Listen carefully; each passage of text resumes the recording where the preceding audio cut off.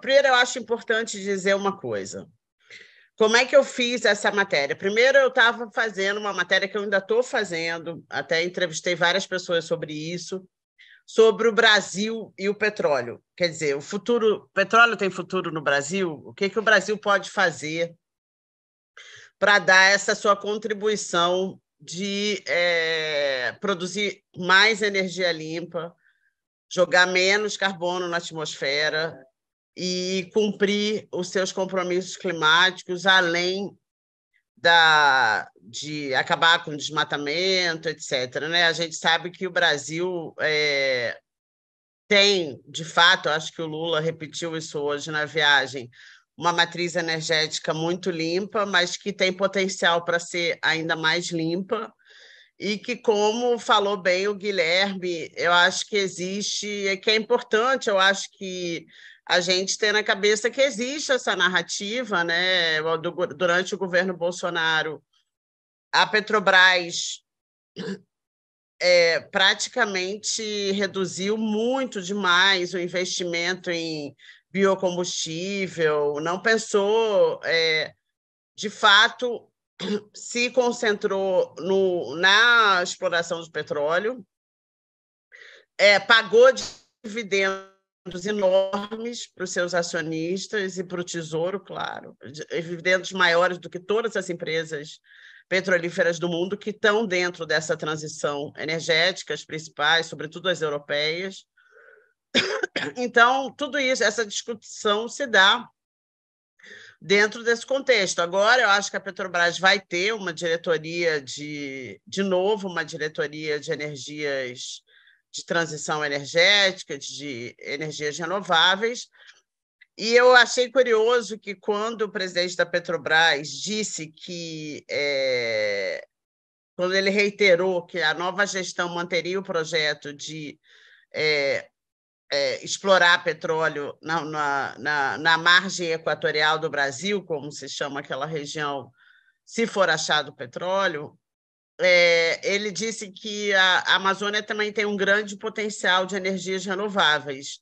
Então, eu acho que tem essa encruzilhada brasileira. Por que então não investe nas energias renováveis? O que pode ser feito? Que tipo de energia?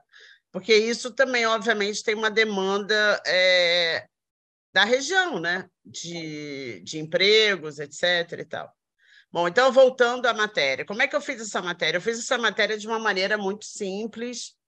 Então, eu estava fazendo uma matéria sobre o futuro do petróleo do Brasil e descobri esse tema que acontece na Amazônia, que é o foco da plataforma Subaúma, que é essa plataforma de jornalismo que considera, eu acho muito apropriadamente, que a Amazônia é hoje o centro do mundo, é para onde convergem todas as atenções e tal. Então, eu resolvi fazer essa matéria antes, e, para isso, eu pedi acesso ao processo de licenciamento no site do IBAMA. É bom saber que qualquer brasileiro, qualquer pessoa, nem sei se estrangeiro também, mas, enfim, em princípio, qualquer pessoa pode ter acesso a todos os processos de licenciamento pedindo, não é nem lei de acesso à informação, os processos, como alguns processos judiciais que não estejam em segredo de justiça, são públicos. Então, a maior parte do que está ali, além de entrevistar pessoas, obviamente, eu acompanhei as discussões que aconteceram dentro desse processo de licenciamento. Então, só para falar de uma cronologia, a margem equatorial, como eu disse, ela é uma grande faixa do litoral brasileiro que vai do Ceará, do Rio Grande do Norte até o Amapá. É uma faixa que ela é dividida em 5 áreas, 5 bacias diferentes, como se diz. A última bacia é a bacia da Foz do Amazonas, né? Porque ela recebe os efeitos da foz do rio, né? E esse poço, especificamente, ele fica a 160 quilômetros da costa, mais ou menos. O bloco ele fica exatamente 160 quilômetros da costa do Oiapoque, e ele se cavaria, eu acho que é uma profundidade de mais de 2.000 metros, né? Ele fica geograficamente mais perto da fronteira marítima com a Guiana Francesa do que do litoral brasileiro, mas ele não é tão longe assim do litoral brasileiro, né? E isso é que suscita alguma das dúvidas. Então, esses blocos, além desse bloco 59, mais 8 blocos foram leiloados em 2013 pela Agência Nacional do Petróleo.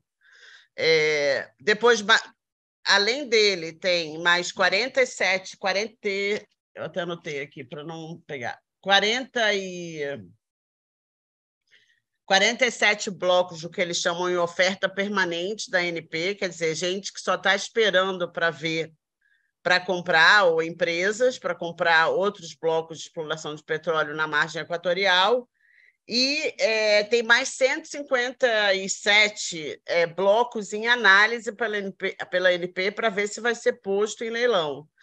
Então, uma coisa importante a gente ter em mente é que isso não é um poço a ser perfurado sozinho, né? Ele se perfurar um poço, se achar petróleo e se decidir explorar esse bloco 59, isso vai abrir caminho para todos esses blocos que já têm dono na margem equatorial, sendo que esses 8 que eu mencionei, que foram mencionados juntos, foram leiloados junto em 2013, eles ficam lá no bloco chamado de Foz do Amazonas, e eles já estão num processo de licenciamento. O bloco 59 é o primeiro. Então, quais foram as dúvidas que surgiram nesse processo? Porque em outras épocas, a Petrobras já perfurou a litoral e não achou petróleo. Aí, quando começou a ter o boom de petróleo no Suriname, na própria Guiana Francesa, que agora parou, porque a Guiana é francesa, como se diz, e a Europa tem essa meta, né, de não abrir novas explorações de petróleo depois de 2040, a União Europeia, né, a França especificamente. Então, achou-se petróleo, então isso aumentou a cobiça pela Foz do Amazonas, enfim, pela margem equatorial, porque se julga que, como encontrou petróleo no Suriname, pode encontrar aí. Outras tentativas anteriores não encontraram. E aí, quando começou o processo de licenciamento, qual é a questão que ficou? Aí surgiram várias dúvidas. É bom lembrar que o único processo de licenciamento que chegou na etapa final, ali no bloco chamado de Foz do Amazonas, foi de um bloco de exploração que era da empresa francesa Total. E a empresa não recebeu a licença para perfuração. Isso aconteceu em 2018. A empresa não recebeu a licença para perfuração porque ela não conseguiu provar que, se houvesse um vazamento, ela conseguiria conter o derramamento de óleo antes que ele chegasse no mar territorial de países vizinhos, tá? Então, de uma certa maneira, o licenciamento do Bloco 59, esse da Petrobras, que está em processo de licenciamento agora, ele espelha esse processo anterior. E quais são as questões que são colocadas? O pouco conhecimento que tem da própria hidrografia daquela área. Então, é verdade que no processo de licenciamento, as empresas têm que fazer esses cenários, que chamam modelagem, para onde o petróleo iria caso houvesse um derramamento. E como ali naquela região tem uma corrente muito forte, que chama corrente norte, que vai para o norte, ela vem ali um pouco da África, sei lá, e vai para o norte, Então, existe essa tese que baseia toda a modelagem de que, se houvesse um derrame de óleo, ele não chegaria no litoral do Brasil. Mas as pessoas que conhecem a região, como eu mostro na minha matéria, têm muitas dúvidas sobre isso. Entre eles, os indígenas na região do Oiapoque, tem 3 terras indígenas. Ali não é uma região de floresta, tá? É uma região que eles chamam de mangues e de campos alagados. Então, ali tem uma variação de maré enorme. Quando tem a época, as maiores marés, elas entram quilômetros para dentro da terra, né? Então, é uma região de rios e tal, é como se fosse um... Então, eles têm muitas dúvidas por causa dessa penetração da maré, por causa de incidentes anteriores que ocorreram, em que objetos que estavam em alto mar, também numa longa distância da costa, acabaram chegando na costa brasileira. Aí tem o caso que eu conto, que é verdade, tem até foto, de um foguete que foi lançado na Guiana Francesa. E a Guiana Francesa tem o centro de lançamento de satélites de Kourou, de onde são lançados a maior parte dos satélites europeus. Então, acho que foi em 2013 ou 2014, esses satélites, obviamente, os chamados estágios do foguete, né, que leva o satélite para a órbita, eles vão caindo no mar, num lugar onde se prevê que eles não vão chegar ao litoral, eles vão ficar navegando e se perder. Mas foi encontrado esses pedaços de foguete chegaram justamente no Cabo Nacional do Parque Orange, no Parque Nacional do Cabo Orange, que é um parque que tem lá na região, e eles confirmaram com a Guiana Francesa, com esse centro de lançamento de Kourou, que, de fato, tinha sido um satélite que caiu a mais de 300 quilômetros da costa brasileira. Então, tem essa questão. Estou falando um pouco ali da geografia. Então, durante todo o processo de licenciamento, o IBAMA sempre insistiu que era preciso fazer uma nova base hidrodinâmica da região para que as marés da região houvesse maior precisão sobre a dinâmica das marés dessa região, e nunca foi feita. Aí tem a questão do grande Recife amazônico, né? Que eu sei que é uma região pouco estudada, existem controvérsias científicas sobre qual é o tamanho de fato de vida que tem nesse Recife, já que ele já que ele ocorre, né, na natureza numa profundidade muito grande. Mas existe também um certo consenso de que essa formação de Recife ela contribui muito para a quantidade de peixes que tem na região. Essa área toda da margem equatorial, embora o Recife não ocupe toda a margem equatorial, é uma das áreas de maior incidência de peixes do litoral brasileiro.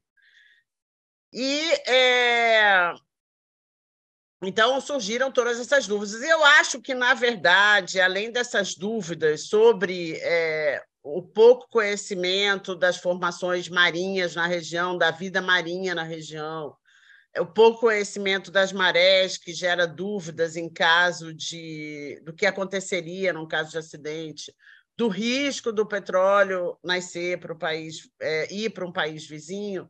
Eu acho que também tem essa grande questão que foi colocada pelo IBAMA, que eu acho que é isso que está em discussão agora, dentro do governo, de uma maneira que não transparece muito, que é essa questão que eu falei no início, acho que o Guilherme também falou, que não é só um poço de petróleo, são vários poços de petróleo, é a abertura de uma nova fronteira de exploração. E o que isso significa para a região, né?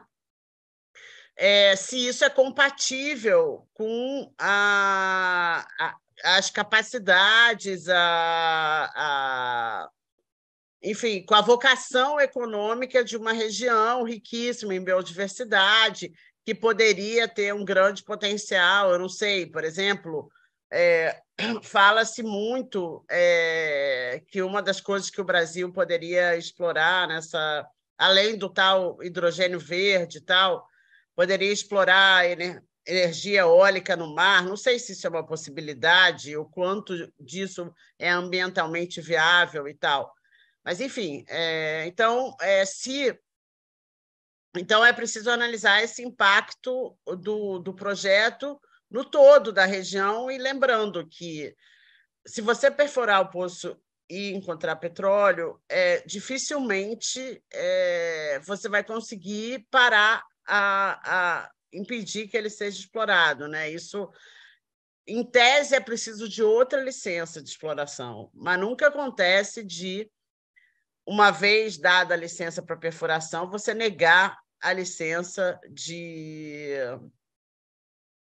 exploração. Então, por isso que todo mundo, e o próprio IBAMA, porque isso foi uma questão vocalizada num relatório do próprio IBAMA, um dos últimos que saiu antes de eu fazer, da matéria ser publicada, que mostrava uma insegurança dos próprios técnicos do IBAMA com esse processo de licenciamento, e sugeria que é muito difícil você avaliar as consequências mais amplas da exploração, da abertura dessa nova fronteira, sem fazer o que eles chamam de avaliação ambiental e avaliação estratégica de área sedimentar. Ambiental de área sedimentar, quer dizer, que porque quando você faz o licenciamento do IBAMA, você olha para o micro, você analisa aquele poço específico, você não analisa os efeitos cumulativos daquela exploração, pensando que depois daquele poço pode vir outros. E essa avaliação ambiental de área sedimentar, ela avaliaria justamente o todo da região e o quanto a exploração de petróleo afetaria ambientalmente, socialmente, toda a região. Então, assim, além do incômodo que, por exemplo, isso que nem começou a exploração ainda, né? Mas que os sobrevoos dos helicópteros que vão até porque já tem, eu acho que com certeza a Petrobras esperava que essa licença saísse ainda no governo passado. E tanto que, em agosto, eles mandaram um navio sonda para a região do Bloco 59, e esse navio está esperando desde agosto para fazer o que eles chamam de avaliação pré-operacional, que é uma espécie de simulação de acidente, que é a última etapa do licenciamento. E, além desse navio, tem mais 6 navios apostos em Belém, esperando para fazer essa avaliação, que chegou a ser aventada uma data, eu acho que era 20 de março, mas ela nunca foi confirmada. Então, eu acho que a grande questão que está agora é essa: o governo pede, antes da licença, essa avaliação estratégica, ambiental estratégica mais ampla, dos impactos potenciais mais amplos da exploração de petróleo sobre toda a região, sociais e ambientais, ou não? Eu acho que isso é uma decisão que é a decisão que está para ser tomada agora e que ainda não saiu, entende? Enfim. Essa é a notícia do momento, né? É o que está todo mundo esperando. Essa é o que se espera no momento, porque... Legal.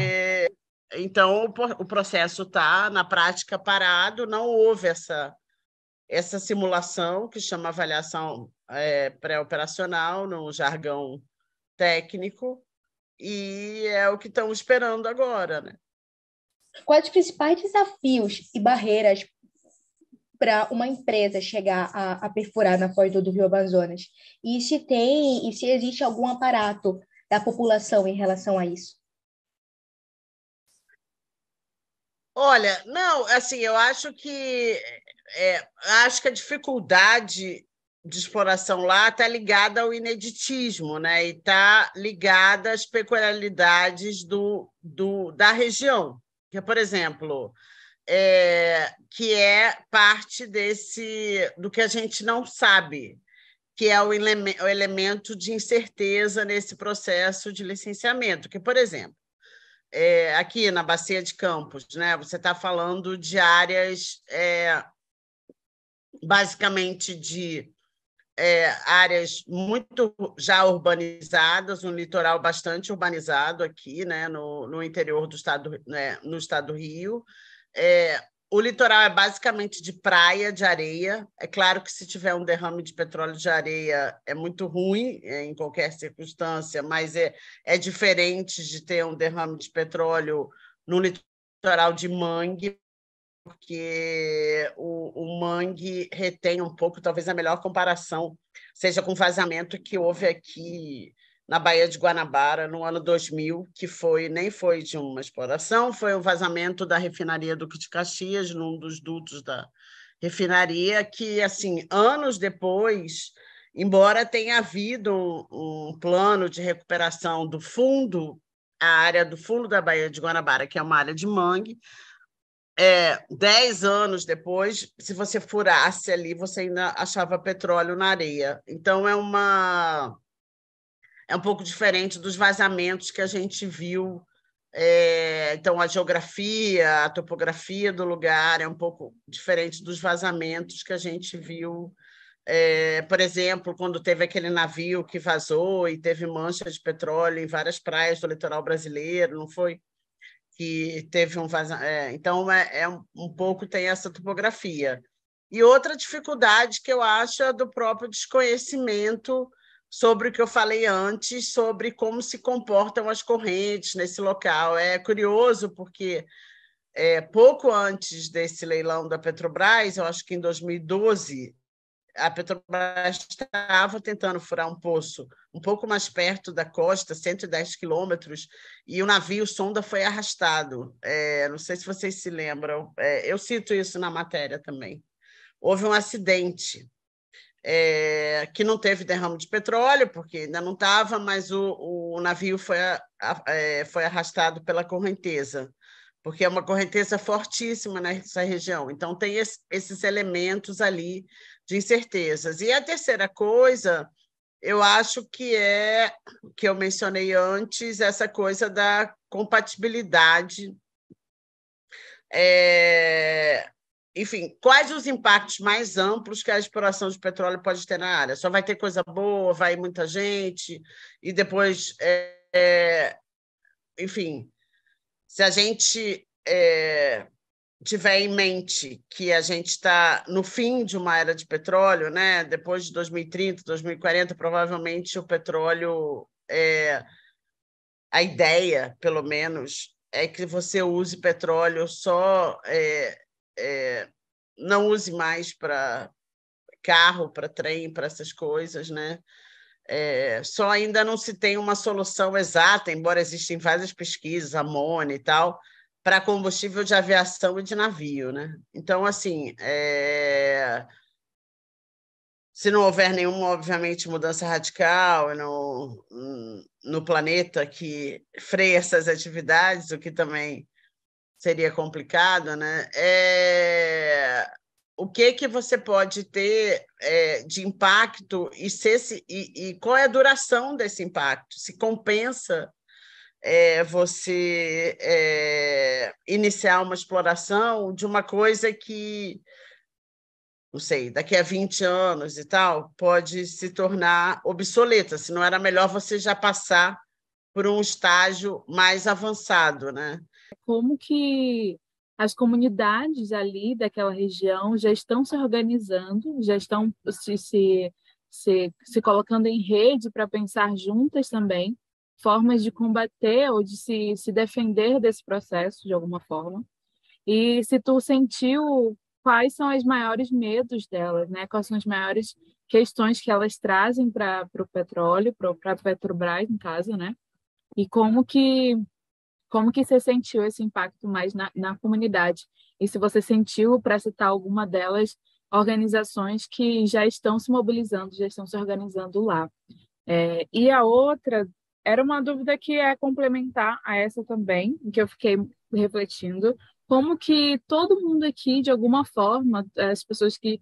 A gente está em Belém, né? Eu, Evelyn, mas como a sociedade, de modo geral, consegue contribuir para essas reflexões de alguma forma, apoiando a vida daquele território, apoiando as comunidades, apoiando a cultura que está ali, ainda que que a maioria não esteja lá naquele território vivendo aquilo, né? Então, como que tu também pode falar para a gente como que outras pessoas podem contribuir para esse debate e apoiar essas vidas, né?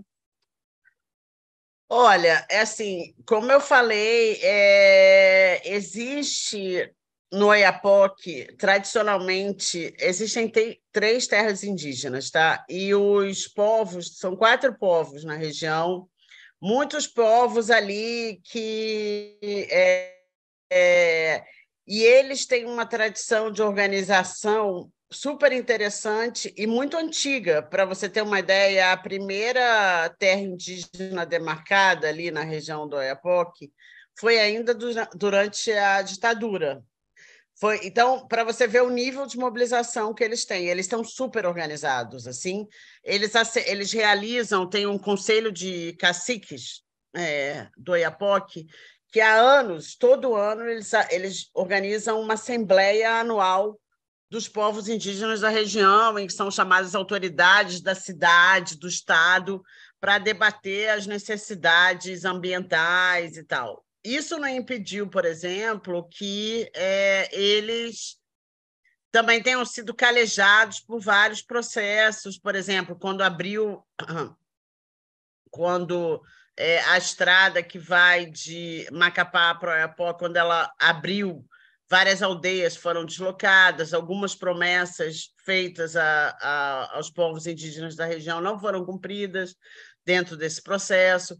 Então, assim, eles estão bem organizados. Esse Conselho de Caciques chama CCPIO, tá?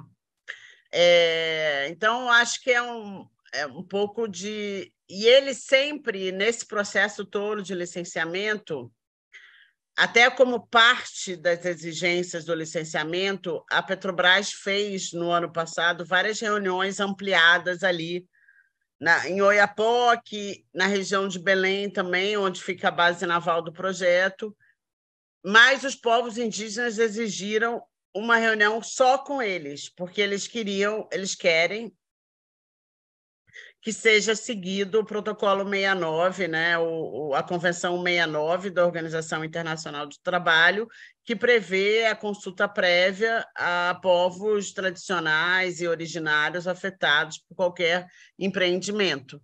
Então, só esse ano, finalmente, a Petrobras fez uma reunião que foi numa aldeia com os próprios indígenas para discutir as dúvidas, tirar e também já discutir as reclamações. Por exemplo, o fato desses voos de helicóptero estarem espantando as aves, a caça e tal. Então, eu acho os povos indígenas da região interessantes, assim, pelo que eu conversei com eles e pelo que eu li sobre eles também, que eles têm uma posição e uma relação com os outros setores, os políticos, bastante consolidada, e, ao mesmo tempo, eles têm uma posição muito de zelar por esses territórios ali. Enfim, eles conjugam essa articulação muito grande com outros setores, com um modo de vida bastante tradicional, em que eles vivem da caça, da pesca, fazem um pouco de farinha, mas eles basicamente têm muito rio na região, tem muita caça, e é assim que eles vivem junto. Então, eles têm essa tradição também de preservar esse território para preservar esse modo de vida que eles têm, que depende dessa preservação. Mas, como eu disse, se você for ver as atas dessas reuniões que a Petrobras fez com o resto da população, existe uma expectativa que é um pouco... Então, os indígenas têm medo, por causa do seu território e do seu modo de vida, de que ele seja afetado, mas eles também têm medo de ser vistos, eu acho que tem que levar em consideração essa dualidade como estou atravancando o progresso. Por quê? Porque existe na prefeitura, do governo do Estado, uma expectativa muito grande, e isso está presente na reunião, por exemplo, muitas perguntas. Petrobras, vocês vão contratar gente daqui, vai ter... E, assim, num projeto em que o Oiapoque é só a base naval do projeto, dificilmente vai ter contratação de pessoal local, né? No máximo vai ter uma indústria de serviços que gira, mas que também pode ter a consequência de atrair muita gente para lá e resultar, e se essas pessoas não tiverem emprego, trabalhos novos, e resultar em ter um impacto social grande em termos de, enfim, criminalidade, etc., essas coisas que acontecem em áreas de grandes empreendimentos que criam uma expectativa, às vezes irreal, de empregos diretos que no caso da exploração, obviamente, só vão existir. Ela vai ser feita com o pessoal que já está na Petrobras, entende? Assim, não é... Mas, obviamente, que tem uma expectativa de royalties, por isso que eu digo que eu, particularmente, acho muito importante. E é óbvio que a gente tem que levar em consideração que o Brasil ficou parado nisso durante anos, né? Durante 4 anos, mas na prática mais do que 4 anos. A importância de você oferecer alternativas para as pessoas, econômicas mesmo, né? De sobrevivência e tal, porque, obviamente, tem uma expectativa muito grande de oportunidades, né? De emprego, de trabalho, de renda, etc., né? Então, acho que é muito importante que o Brasil tenha, de fato, um plano. Agora, por exemplo, quando o Lula foi para a Europa ou para a China, todos os acordos firmados tinha sempre um acordo sobre clima ou negócios ambientalmente, negócio de transição verde, novas energias e tal. Mas eu não acho que exista ainda um plano, né? E o Brasil é um país carente de planos de Estado, né? Que não sejam só de um governo, né? Mas eu acho que é isso, eu acho que é isso. Como toda região impactada por ou possivelmente impactada por um projeto dessa dimensão, é correto dizer que a comunidade lá do Oiapoque é uma comunidade dividida e que muita gente mantém expectativas que são claramente pouco realistas sobre possíveis impactos positivos da exploração, né, em termos de renda e trabalho.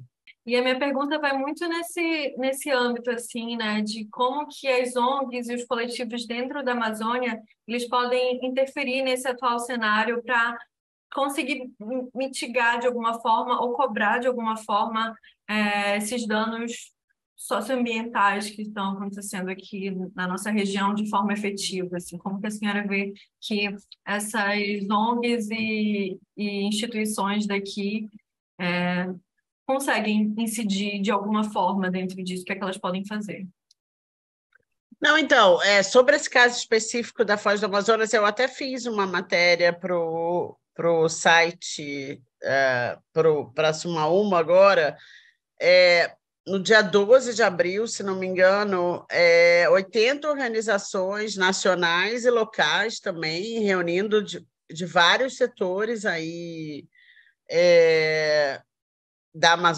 enfim, da Amazônia, mais organizações locais do Pará, do Amazonas e tal, mandaram uma carta para várias autoridades, e curioso que a carta nem foi para o Ministério do Meio Ambiente, quer dizer, foi copiada, mas ela foi uma carta para o Ministério das Minas e Energia, para o presidente da Petrobras, para a presidente do presidente da Agência Nacional de Petróleo e tal. E essa carta, além de oferecer, de propor medidas de precaução antes de qualquer decisão, que eu acho que é importante, ela também se oferecia para abrir um diálogo sobre essas questões, entendeu? Sobre a questão de se explorar petróleo é ou não a melhor coisa a se fazer para o desenvolvimento daquela região, de como é necessário você ter essa avaliação estratégica, né, que tem essa sigla AAS, para antes de você tomar a decisão. E a carta também pedia mais informações sobre os contatos que aconteceram com os países vizinhos potencialmente afetados, caso aconteça um acidente. Ela pedia que se espere a construção dessa nova base hidrodinâmica, né, que eu falei sobre comportamento do litoral, das águas do litoral da região. Então, é uma carta super interessante, porque é bem propositiva, ela se baseia em muitas das dúvidas expressas em seus pareceres pelos técnicos do próprio IBAMA. Então, acho que aí já mostra que existe uma articulação. Essa foi uma carta que foi encabeçada pelo WWF, né, Cláudia? A gente assinou Climate Reality. São 80 organizações, e tem muitas organizações locais, inclusive que eu mencionei esse Conselho dos Caciques do EPOC. Mas isso é como o terceiro setor tem se organizado muito, né? Através de coalizões, através de grandes grupos, coletivos que conseguem ter bastante força e nesse governo cada organização tem a sua conexão, né? E o seu perfil, e aí uma vai ajudando a outra, tem né? perfil, uma é mais litigância, a sua área de outra é mais atuação, campanha. né? Então, tem uma pergunta interessante aqui, não sei se vocês viram, do Alberto Silva.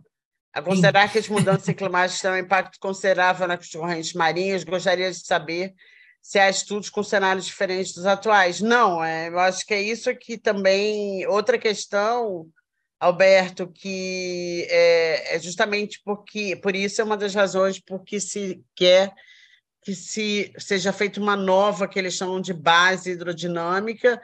E também muitos especialistas, cientistas argumentam que o mar ali, né, a Amazônia, zona, aquela porção do litoral brasileiro, ela tem uma função importante de captação de carbono também, né? Então, isso também é uma outra coisa que ainda exige mais estudo sobre essa função, né? Então, acho que isso é uma das... que a gente não sabe, né? É por isso que muita... As né, Cláudia, que tem no mundo ali naquela região. Exatamente. De mangue. E tem uma outra questão que é interessante em relação a essas questões das correntes, porque você sabe que no Caribe foi introduzido o peixe-leão, que é invasor, né? Uma espécie invasora no Caribe. E o peixe-leão já chegou na nossa costa, ali naquela região. Então, demonstra mais uma evidência de que existe a possibilidade, sim, que existam outras correntes e que essa questão precisa melhor ser compreendida. Exatamente. Eu acho que esse argumento é muito importante, porque tem várias evidências de que os modelos, quer dizer, os modelos de comportamento da água usados ali não são os mais... viáveis até agora. Cláudia, a gente está chegando nos nossos minutos finais aqui e eu imagino que tu deva estar com a carta aberta, porque eu sei o quão afim tu está de mostrar essa carta. Eu consegui botar o ofício aí para quem quiser pegar. Essa é a carta Boa. inteira. Eu achei bem interessante essa carta, achei ela bem feita e que ela oferece assim esse diálogo e tem todas as organizações que assinaram ali. Tem uma pergunta aqui do Álvaro. Para não ocorrer esses imbróglios, não seria interessante rever e melhorar o processo de licenciamento ambiental e os instrumentos legais que baseiam o licenciamento? Uma pergunta, né, sobre processos de licenciamento. Eles já estão abarcando todas essas variáveis, ou isso é uma coisa que vai além do que está escrito no processo? Olha, não sei, viu? Acho que se tem uma coisa que já é super bem um pouco embasada, é claro que você pode ter contradições em todo o processo, né? Assim, embora a atuação dos técnicos do IBAMA seja, principalmente do pessoal que lida diretamente com licenciamento, seja super técnica, você pode, no fim, ter um peso político numa decisão importante, por exemplo, como foi o caso de Belo Monte, quando a usina foi licenciada com várias pendências de condicionantes, algumas das quais a empresa concessionária até hoje não implementou, isso 7 anos depois do licenciamento. Mas eu acho que, tecnicamente, o processo é importante, tanto que todos esses argumentos que estão na matéria são basicamente tirados dos pareceres dos próprios técnicos do IBAMA, que botam nos pareceres a sua dúvida sobre esse licenciamento pelas coisas de ineditismo que ele tem, justamente por esses fatores desconhecidos que eu mencionei aqui. Então, eu não sei se o licenciamento em si. Agora, obviamente, que tem esse outro instrumento que eu falei, que o licenciamento, como eu disse, ele olha para a árvore, ele não olha para a floresta, né? Tem outros instrumentos mais amplos que aí não é uma coisa só do IBAMA, que são essas coisas que julgam se aquela atividade, o efeito cumulativo daquela atividade, ela é compatível social e ambientalmente com aquela região, né? Então, onde a atividade vai acontecer. Então, eu não sei se é uma coisa de criação de novos instrumentos, entende? Eu acho que também, além do processo de licenciamento em si, eu acho que a gente tem que considerar que existe, no fundo, uma decisão de política econômica, política do governo, não só de política pública, entende? Não é só política partidária. É o seguinte, o que é... Eu preciso desse petróleo ou não? O que eu tenho que fazer para cumprir as metas climáticas com que eu me comprometi? Como vou fazer uma transição energética para uma matriz ainda menos poluente e que também ofereça alternativas de trabalho, de emprego para as pessoas. Então, acho que isso é uma decisão política, não no sentido de política partidária, ou política, mas política nossa coisa mais nobre de política pública, entende? Então, acho que, no fundo, tem uma questão de política pública mesmo, né? E essa é uma discussão de todos os brasileiros, né? Claro que principalmente da galera que vai ser exatamente. A gente está muito acostumado a discutir política partidária, briga no Congresso, porque tarará, tarará, e essa polarização, e a gente esquece muito dessa coisa tão importante que chama política pública, entende? Que é aquela coisa que pode afetar todos os brasileiros, o futuro de todo mundo, né? Então, acho que... E da galera que nem nasceu ainda, né? Que quando a gente fala de clima, tem muito disso, né? A gente está falando de muitas gerações, né?